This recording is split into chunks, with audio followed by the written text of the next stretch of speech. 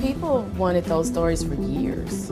You know what I mean? Right. I think that people wanted those stories for years, and that's just so sad. That sentence didn't need to scream.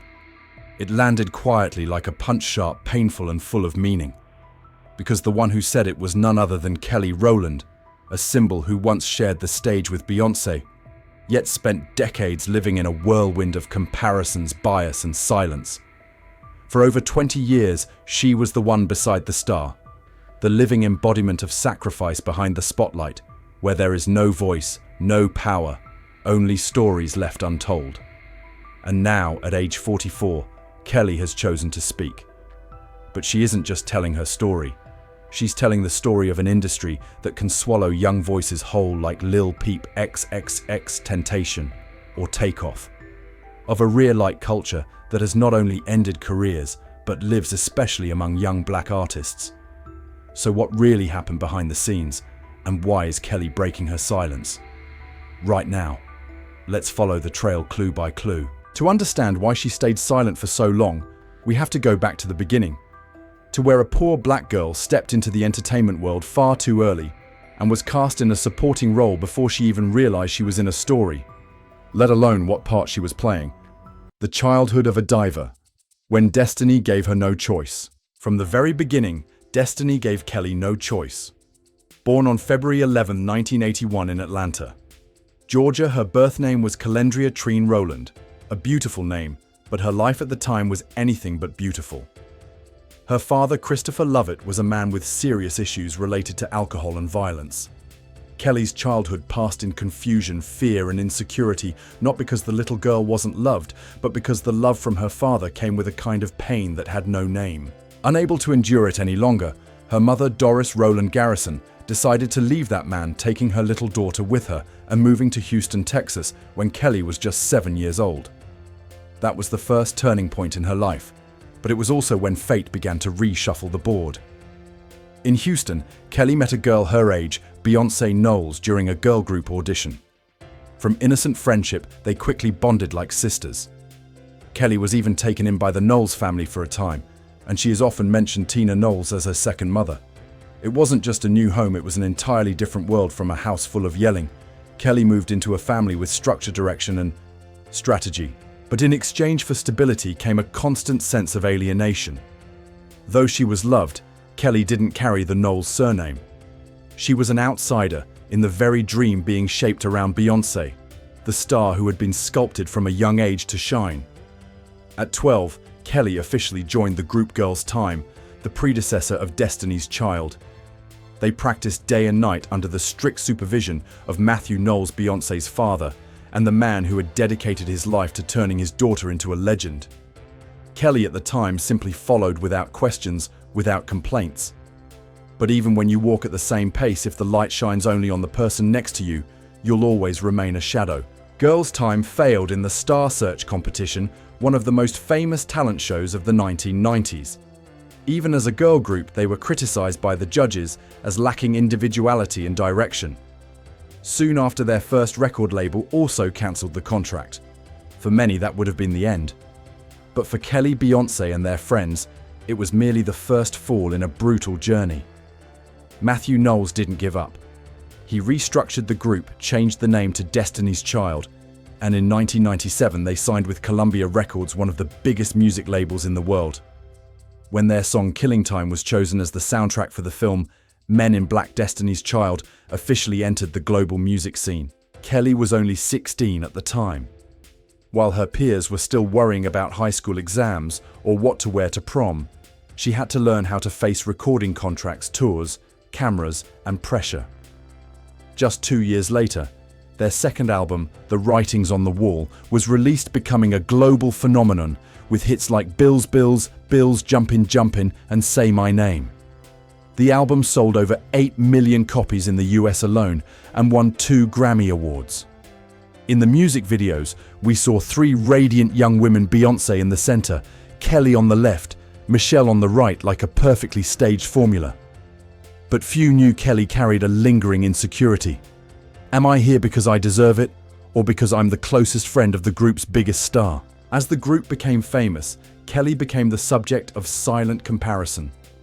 She didn't bear the Knowles name, Her skin was darker.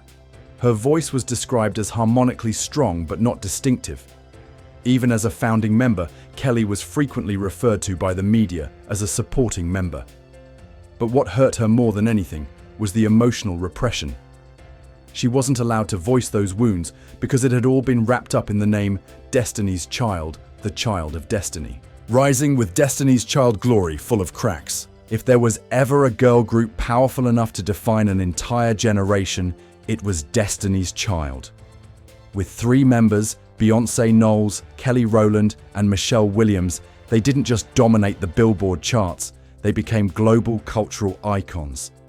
Yet behind the dazzling rise was a quiet fracturing, and Kelly Rowland, though she smiled brightly on stage, carried the deepest wounds. When the writing's on the wall, 1999 achieved massive success with over 15 million copies sold worldwide.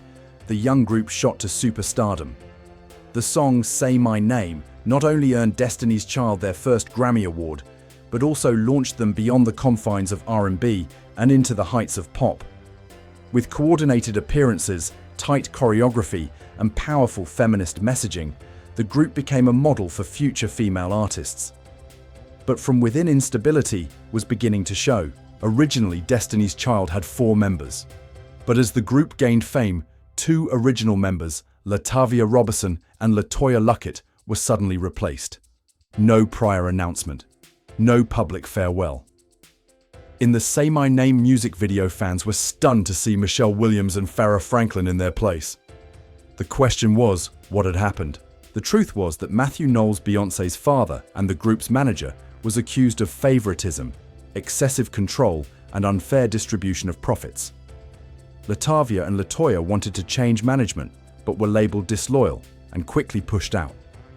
Kelly Rowland at that time was caught in a difficult position. She stayed, but her heart was hurt. LaTavia had been her childhood friend. They grew up together, rehearsing and auditioning side by side. Now Kelly had to face the fans' perception that she had sided with power, that she had stayed silent to remain. But Kelly never admitted to that. In a later interview, she said, "I was stuck in the middle, and I didn't know what to do, but stay quiet." That silence, seemingly a way to avoid the storm, was in reality a deep psychological wound, the wound of someone who always had to choose between friendship and survival. Not long after, Farrah Franklin also left the group. Destiny's Child was now just Beyoncé, Kelly, and Michelle, the trio that would go down in history. The Survivor album 2001 became their anthem, "I'm a survivor, I'm not gonna give up." But ironically, the one who suffered most singing that song was Kelly Rowland. Behind the scenes, she began to realize she was being absorbed into the strategy of elevating Beyoncé to solo superstardom. She was called the loyal friend, Beyoncé's right hand, but rarely an independent artist. In many performances, the camera focused more on Beyoncé. When the group appeared on magazine covers, Beyoncé was usually centered. When reporters asked questions, she was the one given the floor. Kelly understood this was the entertainment industry's rulebook.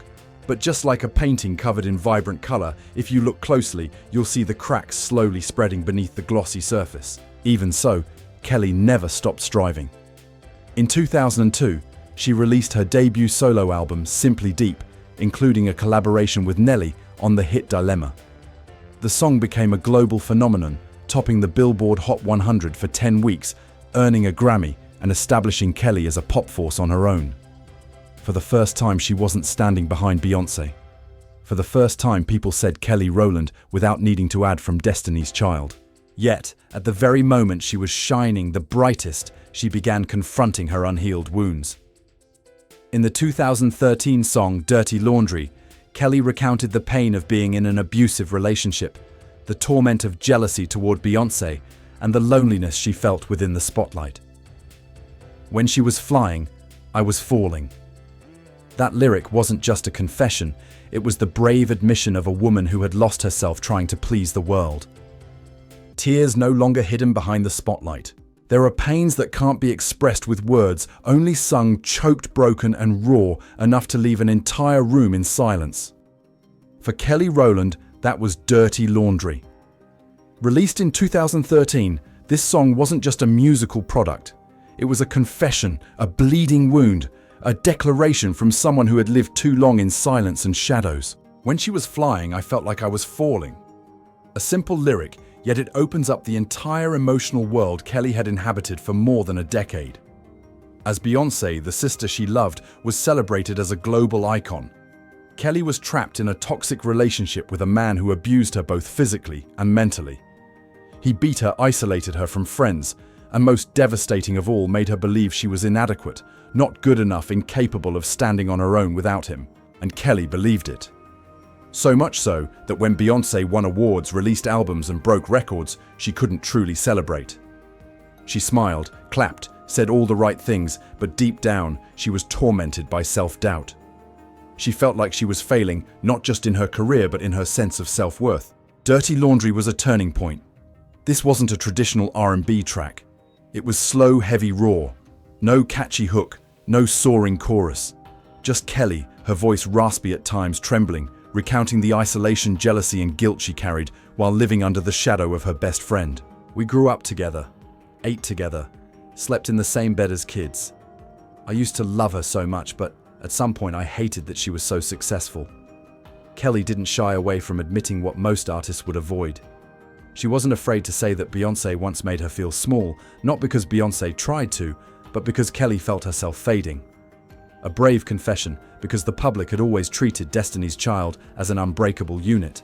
On that Bet stage when Kelly first performed Dirty Laundry, the lights dimmed, the music faded. She began to sing and almost couldn't finish each line through her tears. The audience stood not in wild applause, but in silence, solemn and understanding. They didn't see the glamorous, sultry Kelly Rowland with the powerhouse vocals. They saw a broken woman trying to stitch herself back together with music. Critics praised the song. Pitchfork called it a survival anthem, while LA Times hailed it as the most powerful feminist statement Kelly has ever made. But more important was the public response, especially from women. Thousands of messages, emails, thank you notes poured in from those who had lived with domestic abuse, who had battled depression from feeling overshadowed.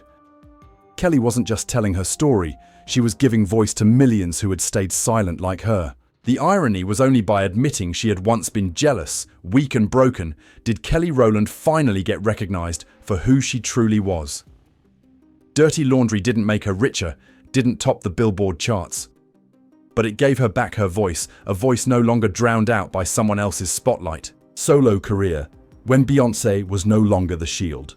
Escaping a shadow is never easy, especially when that shadow is named Beyoncé, a global superstar, the queen bee of an entire generation. But Kelly Rowland was never born to play a background role forever. When Destiny's Child disbanded in 2006, she had to confront the biggest question of her life. If Beyoncé is no longer by my side, can I shine on my own? In truth, the answer had already begun to take shape earlier. In 2002, while Destiny's Child was still active, Kelly unexpectedly became an international phenomenon with Dilemma, her duet with rapper Nelly. The song not only topped the Billboard Hot 100 for 10 consecutive weeks, but also won a Grammy for Best Rap Sung Collaboration and made Kelly the first black female artist since Whitney Houston to achieve such success with a duet. This triumph was the first real sign Kelly could do it, and do it well on her own. Her debut solo album, Simply Deep, released shortly after, reached #1 in the UK and sold over 2 million copies worldwide. But in the US, where Beyoncé reigned supreme, Kelly's album only achieved moderate success. Despite her distinctive voice, stunning looks, and globally appealing R&B style, Kelly was constantly compared to Beyoncé. Critics, sometimes unintentionally, sometimes not repeatedly, posed the question, why hasn't she exploded like her former bandmate? Kelly's solo career has been anything but linear at times, brilliant at times, quiet, sometimes seemingly absent from the music scene. But what's admirable about Kelly is her persistence and willingness to experiment. From pop to R&B to EDM, she ventured boldly. And it was precisely when she stepped away from traditional R&B that Kelly unexpectedly discovered a stronger version of herself. In 2009, she left Columbia Records, the shared label of Destiny's Child, to start over. No longer under the same management as Beyoncé, with no one mapping out her journey, Kelly stepped into the world barefoot, both anxious and excited. The result, she partnered with DJ David Guetta to create When Love Takes Over, one of the defining dance tracks of the decade. This song introduced Kelly to an entirely new audience, the global EDM community. She was no longer Beyoncé's brown-skinned friend, but the European lounge goddess, a familiar face at international music festivals. When Love Takes Over earned her the Best International Song Award at the NRJ Music Awards and launched a high-energy EDM era in her career. Following that, she released the album Here I Am 2011, featuring the single Motivation with Lil Wayne, a track that not only reached the Billboard Hot 100 Top 20, but topped the US R&B chart for 7 weeks straight. For the first time since Dilemma, Kelly saw massive success in the US, and this time she didn't need anyone as a shield. This time, Kelly was the spotlight. However, behind the stage lights, she still had to face the greatest paradox of her career. The world seemed to only remember her when she stood next to Beyoncé. Even though Kelly had released 4 solo albums and several global hits, the media and press constantly pulled her back to the name Destiny's Child. They asked her about reunions, about Beyoncé, about friendship, instead of inquiring about her latest creative work tour plans or personal stories. But Kelly has never denied her past. She knows Destiny's Child is part of her. But she also affirms, "I'm not just a supporting chapter in someone else's book. I have a book of my own." The Confession. In 2013, Kelly Rowland stunned the entire music industry when she released Dirty Laundry. It wasn't a chart-topping hit, nor did it follow any Billboard formula. This was a musical confession, raw, agonizing, and painfully honest. No frills, no production tricks, just a woman choosing to reveal secrets she had hidden for far too long. From the very first line, Kelly openly spoke of her jealousy toward Beyoncé, the beloved sister friend she both adored and secretly resented. She told of a man who once beat her, controlled her, and made her believe that Beyoncé's success was the reason for her failure. That man made her hate her own best friend. He said I was nothing without Destiny's Child. He isolated me, made me believe I wasn't worthy. I watched Beyoncé rise, and I fell. There was no doubt Kelly wasn't just singing, she was bearing her soul. The lyrics weren't a fictional composition, but a journal of years spent in physical and emotional abuse, slowly consumed by self-doubt and shame. Few knew she wrote the song while at the lowest point of her depression. She wasn't performing, wasn't recording, barely leaving home. Until producer Jim Johnson sent her a simple beat, and Kelly sat down and wrote as if exorcising a demon. It took just 90 minutes, a healing journey through music. Dirty Laundry had no glossy chorus, no catchy rhythm, just her trembling voice quietly recounting memories no one wants to revisit. She wasn't trying to prove anything. She was simply being real, something rare in an industry built on glitter and pretenses. When she first performed the song live in Washington, D.C., she broke down in tears on stage. No cheers. The room fell silent. People stood not to applaud, but to listen. And Kelly, carrying all her pain, became the voice of millions of women who had been beaten, controlled, or told they were not enough. The song didn't light up the radio charts, but it spread quietly through women's blogs, abuse survivor forums, and Kelly's own inbox. Hundreds of emails, thousands of messages, thanking her for saying what others had never dared to say. One message read, "I heard you sing, and for the first time I didn't feel alone." Most remarkable of all was Kelly's willingness to admit one emotion: jealousy. No one wants to confess to being jealous of their best friend, especially when that friend is Beyoncé. But this very vulnerability is what allowed Kelly to connect so deeply with the public. Because at its core, that's a deeply human feeling. You love someone, but still feel left behind. After Dirty Laundry, Kelly no longer needed to prove anything. She didn't chase charts. She didn't cater to trends. She made music for herself. And when asked, "Why did you decide to tell it all?" Kelly replied simply, "Because I've been silent for too long." Dirty Laundry wasn't just a song, it was a confession, a memoir, and a voice for millions of women still unable to speak. Kelly didn't need to scream. She only needed to open her heart. The DNA secret is Jay-Z, the biological father of Titan. For years, Kelly Rowland has been seen as a symbol of discretion and loyalty within the black entertainment world. But behind that polished image lies a rumor that has never truly died down, especially when it involves two of the biggest names in music, Beyoncé and Jay-Z. A question that has lingered for over a decade is now resurfacing as Kelly turns 44. Is Jay-Z the biological father of Titan Jewel Witherspoon, Kelly's son? Titan was born in November 2014 after Kelly married her longtime manager Tim Witherspoon, whom she publicly referred to as her partner. However, since Titan's infancy, social media has been flooded with comparisons between the boy's features and Jay-Z. The hip-hop community began dissecting every detail. The eyes, the nose, bridge, the head shape, all bearing a striking resemblance to Sean Carter. On forums like Lipstick Alley, anonymous users have claimed insider knowledge that Jay-Z showed unusual concern for Kelly and was present in studios during sensitive periods. No concrete evidence has ever surfaced, but the facial similarities alone have kept the speculation alive and growing. In 2016, blogger Sandra Rose ignited controversy by alleging that Jay-Z paid to suppress a DNA result from Cedars-Sinai Hospital. Rock Nation swiftly denied the claims, and Kelly, true to form, neither confirmed nor denied. She chose complete silence. What drew even more attention was Jay-Z's noticeable absence from Kelly's family-related events, despite her ongoing close bond with Beyoncé. Meanwhile, Titan is rarely seen in public with his legal father Tim Witherspoon. And every time Titan is photographed, the internet revives the question, why does he keep looking more like Jay-Z? In 2023, when asked on a podcast whether Titan resembled someone special in music, Kelly merely laughed and said, "My son is handsome like his mama." A half-joke, half-dodge, but one that sent speculation spiraling once more. Was she subtly acknowledging the rumor? A piece in The Root posed a sharper question. If Beyoncé knows the truth, is she protecting her husband or her best friend? As of now, there is no answer. What keeps this theory alive is Kelly herself, who in Dirty Laundry admitted to being controlled by powerful hands, and Jay-Z, who held influence over both her and Beyoncé's careers for over a decade, cannot easily be dismissed from suspicion. Yet one thing is clear, Kelly is a devoted mother. She has never used Titan for scandal.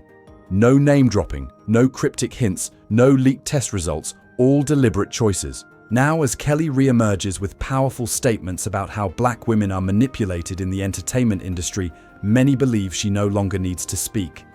Because Titan's eyes may already be answering the question for her. And if someone still asks, is Jay-Z? Titan's father, at least one truth remains.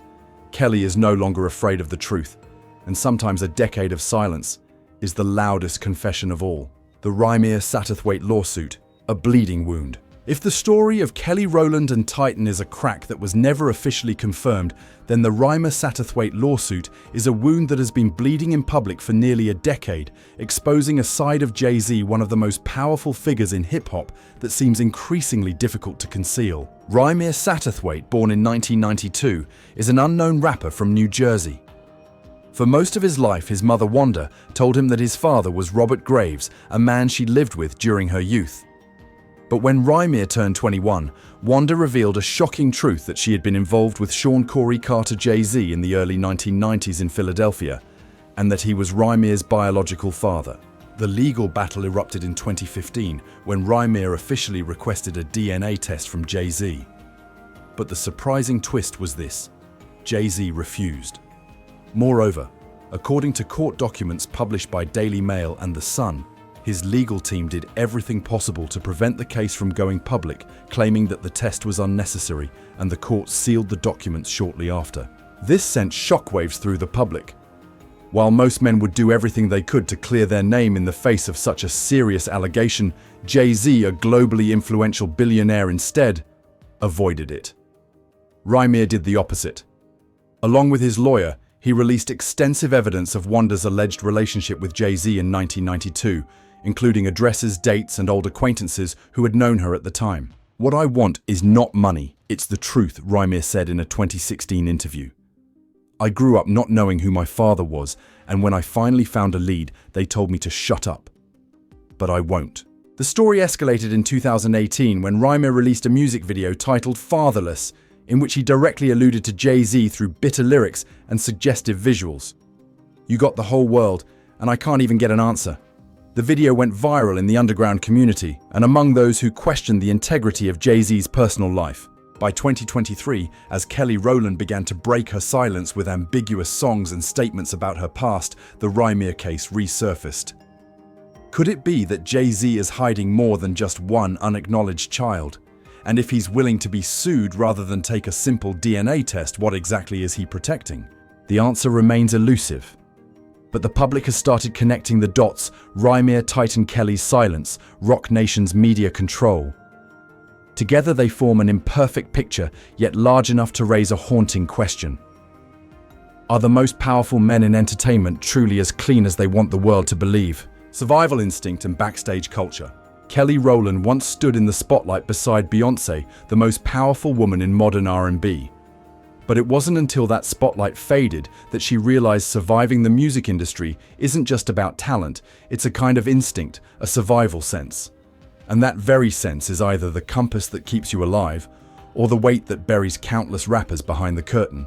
It's no coincidence that when Kelly broke her silence at 44, she chose to speak about the things that have killed rappers.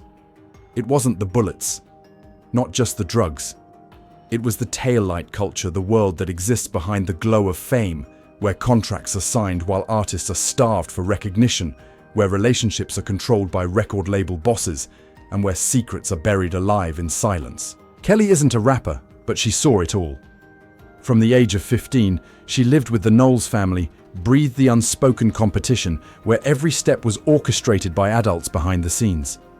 She saw rappers being pushed into studios under 360-degree ordeals, meaning the company owned their music, their image, their tours, even their social media.